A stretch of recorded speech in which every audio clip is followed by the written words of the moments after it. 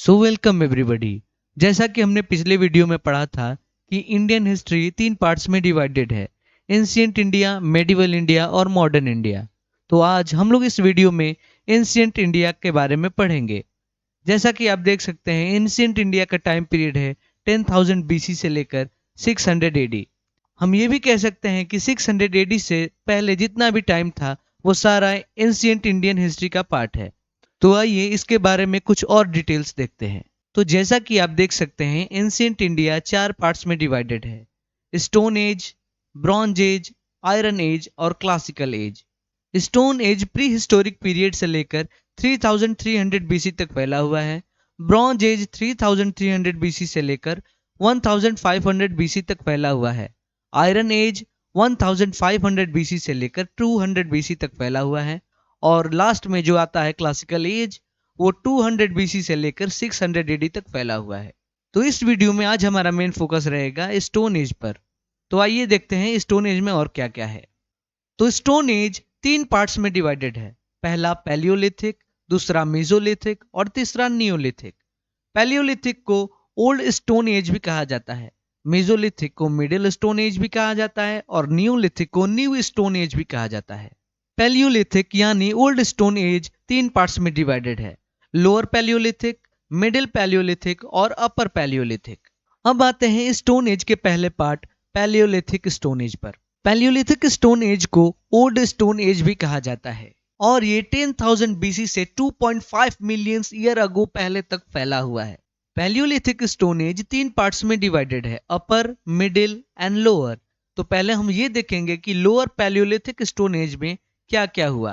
तो lower Palaeolithic stone as में stone और बोन्स के टूल्स होमोजीनस के द्वारा बनाए जाने लगे। होमोजीनस यानी जो ह्यूमन बनने वाले थे और प्रॉपर ह्यूमन अभी बने नहीं थे, नॉट प्रॉपर ह्यूमंस। और अब देखते हैं कि मिडिल पैलियोलिथिक स्टोन एज में क्या क्या हुआ। मिडिल पैलियोलिथिक स्टोन एज में होमोजीनस अर्ली मैन बन चुके थे, यानी होमोसेपियंस। ह्यूमंस का साइंटिफिक नाम होमोसेपियंस है। तो मिडिल पैलियोलिथिक स्टोन एज में होमोजीनस अपग्रेड होकर होमोसेपियंस बन चुके थे और उन्होंने फाइनर टूल्स इस्तेमाल करना शुरू कर दिया था। और इसी मिडिल पैलियोलिथिक स्टोन एज में फायर का इन्वेंशन हुआ, यानी आग का। अब देखते हैं कि अपर पैलियोलिथिक स्टोन एज में क्या हुआ। तो अपर पैलियोलिथिक स्टोन एज में केव आर्ट द्वारा कम्युनिकेशन किया जाने लगा और बोन और स्टोन्स के और फाइनर टूल्स इस्तेमाल किए जाने लगे।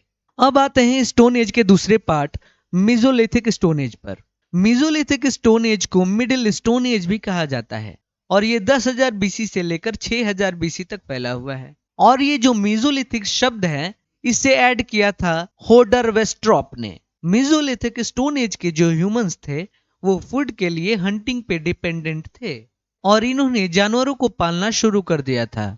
मेसोलिथिक स्टोन एज में भी स्टोन और बोन्स के टूल्स यूज हो रहे थे। अब आता है स्टोन एज का तीसरा और आखिरी part Neolithic stone as. Neolithic stone age को न्यू स्टोन एज भी कहा जाता है।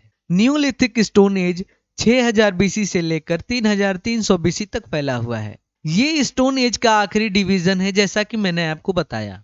और नियोलिथिक स्टोन एज में सेटल्ड एग्रीकल्चर होने लगा था और टूल्स और वेपन्स पॉलिश्ड स्टोन्स से बनाए जाने लगे थे।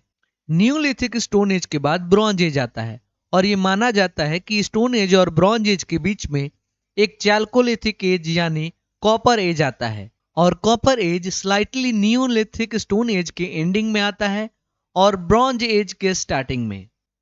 अगर आपको BC और AD समझने में दिक्कत आ रही है तो हमने ये स्लाइड आपके लिए लगाया है, क्योंकि ये पूरा टाइमलाइन आपको BC और AD समझा देगा।